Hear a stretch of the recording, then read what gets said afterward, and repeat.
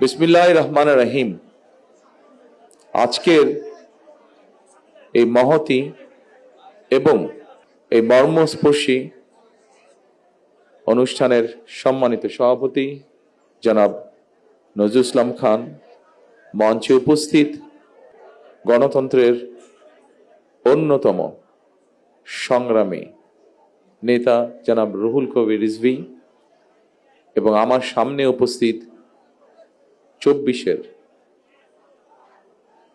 জুলাই শহীদ পরিবারের সদস্যবৃন্দ, জুলাই যোদ্ধা আহত মুক্তিযোদ্ধাবৃন্দ এবং সাংবাদিক প্রিয় ভাই ও বোনেরা, আসসালামু আলাইকুম। আজকে আপনারা যারা উপস্থিত হয়েছেন, কিছু সংখ্যক মানুষ এখানে শহীদ পরিবারের সদস্য অথবা যারা জুলাই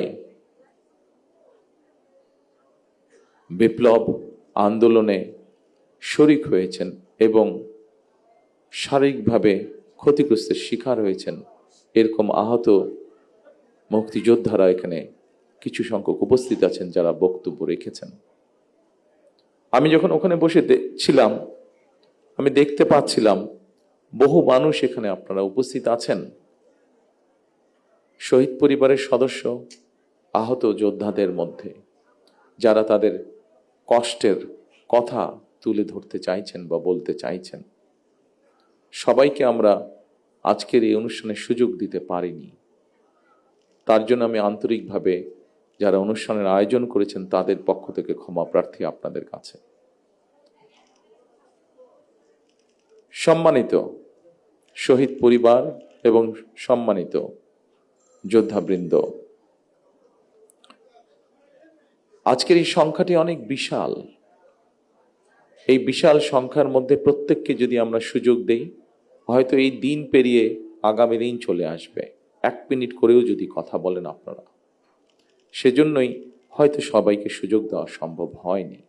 তবে সংক্ষেপে আজকের সভাপতি ওনার বক্তব্যে একটি কথা তুলে ধরেছেন।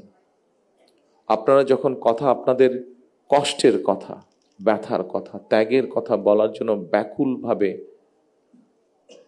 সকলের দৃষ্টি আকর্ষণের চেষ্টা করছিলেন, অস্থিরভাবে প্রকাশ করছিলেন নিজের মনের কষ্টের কথা, তখন আমি এবং নজরুল ইসলাম খান সাহেব বসে একটি সিদ্ধান্ত গ্রহণ করেছি যা উনি আপনাদের সামনে তুলে ধরেছেন। বাংলাদেশ জাতীয়তাবাদী দল বিএনপি এর আগে যখন দেশ পরিচালনার দায়িত্বে ছিল, তারা মুক্তিযোদ্ধা মন্ত্রণালয় নামক একটি মন্ত্রণালয় তৈরি করেছে, যা 1971 সালে যারা মুক্তিযুদ্ধে শহীদ হয়েছেন, আহত হয়েছেন, অর্থাৎ এক কথায় মুক্তিযোদ্ধা পরিবারদের কল্যাণ তারা দেখভাল করে থাকে। আমরা সিদ্ধান্ত নিয়েছি যে ইনশাল্লাহ বাংলাদেশের মানুষের সমর্থনে বাংলাদেশ জাতীয়তাবাদী দল আগামী দিনে সরকার গঠনে সক্ষম হলে এই শহীদ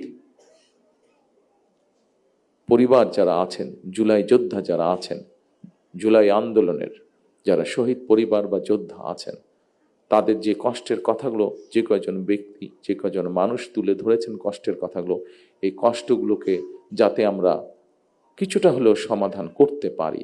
যাকে আমরা হারিয়ে ফেলেছি তাকে তো আমরা ফিরিয়ে আনতে পারবো না, কিন্তু যারা পেছনে রয়ে গিয়েছেন সেই পরিবারের সদস্যদের বিভিন্ন সুবিধা অসুবিধাগুলো যাতে দেখভাল করতে পারি এই মুক্তিযোদ্ধা মন্ত্রণালয়, কারণ তারাও একজন মুক্তিযোদ্ধা, তারাও আপনারা মুক্তিযোদ্ধা হিসাবে আপনারা গণ্য। 71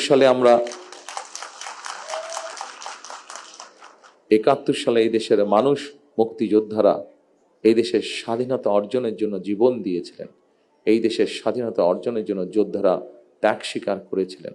ঠিক একইভাবে 24-এ যে যোদ্ধারা যুদ্ধ করেছেন, তারা স্বাধীনতা সার্বভৌমত্ব রক্ষার যুদ্ধ করেছেন। স্বাধীনতা সার্বভৌমত্ব অর্জিত হয়েছিল 71 সালে, তাকেই আবার রক্ষা করা হয়েছে 2024 সালে।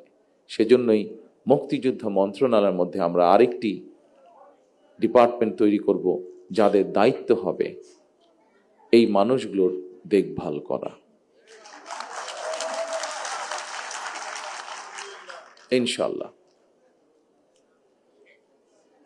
সম্মানিত শহীদ পরিবারের সদস্যবৃন্দ, সম্মানিত জুলাই যোদ্ধারা, দীর্ঘ ১.৫ দশকেরও বেশি সময় ধরে চলা ফ্যাসিবাদ বিরোধী আন্দোলনে হাজার হাজার মানুষ গুম হয়েছে, খুন অপহরণের শিকার হয়েছে। এইরকম অনেকগুলো পরিবারের সাথে গতকাল আমার কথা হয়েছে, দেখা হয়েছে।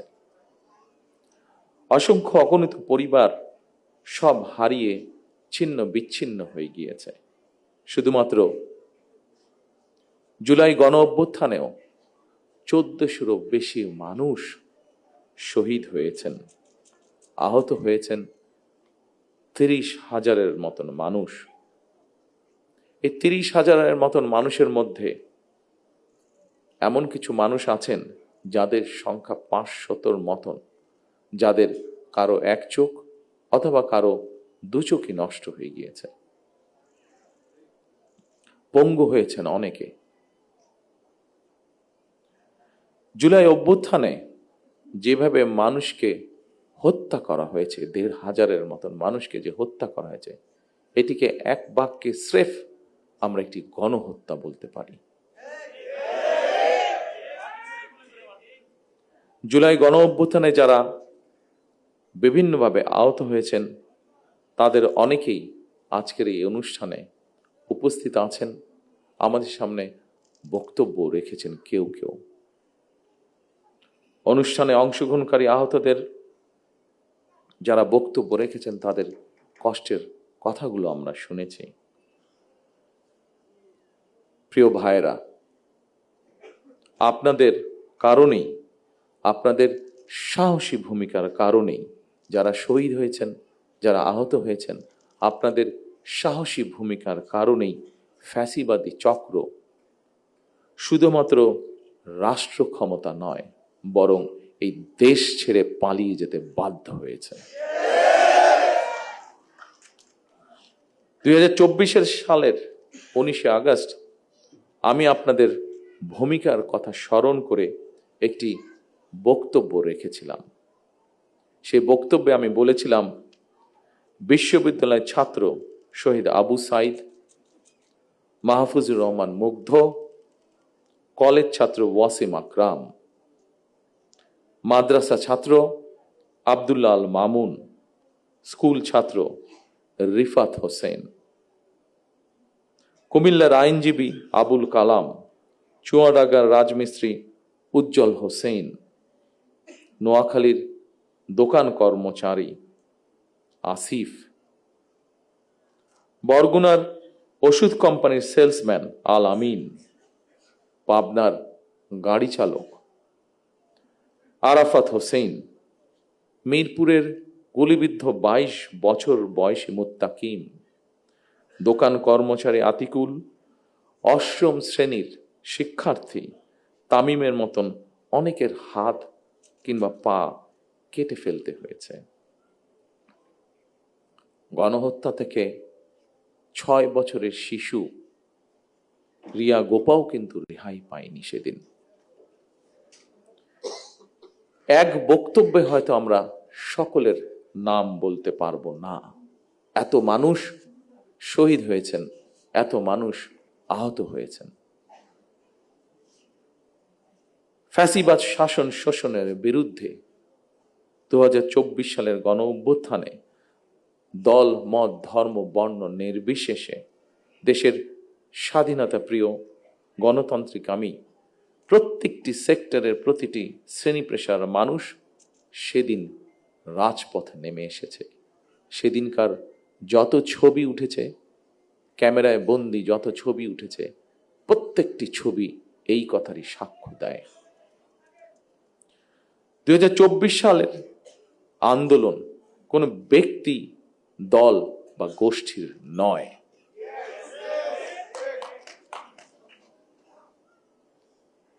সম্মানিত উপস্থিত শহীদ পরিবারের সদস্যবৃন্দ, সম্মানিত জুলাই যোদ্ধারা, এই আন্দোলন ছিল সত্যিকার অর্থেই অধিকার হারা গণতান্ত্রিক আমি মানুষের গণ আন্দোলন। এ কারণেই আমি বলি 1971 সাল ছিল স্বাধীনতা অর্জনের, 2024 সালের আন্দোলন ছিল দেশ এবং জনগণের স্বাধীনতা রক্ষার। সুতরাং 2024 সালকে যদি সুসংহত করতে হয়, তাহলে দেশের সকল নারী পুরুষ তথা প্রতিটি নাগরিকের রাজনৈতিক এবং অর্থনৈতিক স্বাধীনতা নিশ্চিত করা অবশ্যই প্রয়োজন। যারা স্বাধীনতা রক্ষার আন্দোলনকে দলীয় স্বার্থ রক্ষার আন্দোলনে পরিণত করতে চায়, তাদের সম্পর্কে স্বাধীনতা প্রিয়, গণতান্ত্রিকামী প্রিয় মানুষকে অবশ্যই সজাগ থাকা জরুরি। 2024 সালের দেশ এবং জনগণের স্বাধীনতা আন্দোলনে হতাহত পরিবারের স্বজন কিংবা আহতদের অবর্ণনীয় কষ্টের কথা আমরা আজকে আমাদের এই অনুষ্ঠানে শুনেছি। তাদের এই কষ্ট কোনো কিছু দিয়ে মোচন করা সম্ভব নয়, কারণ আমিও জানি স্বজন হারানোর বেদনা কতটুকু। কোনো কিছু দিয়ে এই কষ্ট মোচন করা যায় না। তবে দুইভাবে আমরা গণ অভ্যুত্থানে আহতদের ক্ষতিপূরণ দেওয়ার চেষ্টা করতে পারি। এক, রাষ্ট্রীয় উদ্যোগে তাদের সর্বোচ্চ চিকিৎসা নিশ্চিত করা। দুই, সম্মানিত উপস্থিতিবৃন্দ, আগেই বলেছি আমি যে উদ্দেশ্য নিয়ে এই সাহসী মানুষগুলো রাজপথে নেমে এসেছিলেন, রাষ্ট্র এবং সমাজ সেই উদ্দেশ্য বাস্তবায়ন করা, অর্থাৎ মানুষের রাজনৈতিক অধিকার, প্রত্যেকটি দল মত নির্বিশেষে প্রত্যেকটি মানুষের রাজনৈতিক এবং তার যোগ্যতা অনুযায়ী তার অর্থনৈতিক অধিকার নিশ্চিত করা। দীর্ঘ 1.5 দশকের বেশি সময় ধরে ফ্যাসিবাদ বিরোধী ধারাবাহিক আন্দোলন এবং 2024 সালে ফ্যাসিবাদ বিরোধী আন্দোলনে বীর শহীদ এবং আহত এবং হতাহতদের প্রতি রাষ্ট্রের অবশ্যই দায়িত্ব রয়েছে। একটি দায়িত্বশীল রাজনৈতিক দল হিসাবে বিএনপি সেই দায়িত্ব অনুভব করে, যার কথা একটু আগে আমি এবং আজকের অনুষ্ঠানের সভাপতি সাহেব উল্লেখ করেছেন আপনাদের সামনে। জনগণের রায় বিএনপি রাষ্ট্র পরিচালনার দায়িত্বে পেলে অবশ্যই পর্যায়ক্রমিকভাবে আমরা আমাদের সেই দায়িত্ব, সেই অঙ্গীকার, সেই প্রতিশ্রুতি আপনাদের সামনে এবং দেশের মানুষের সামনে ইনশাআল্লাহ পূরণ করব।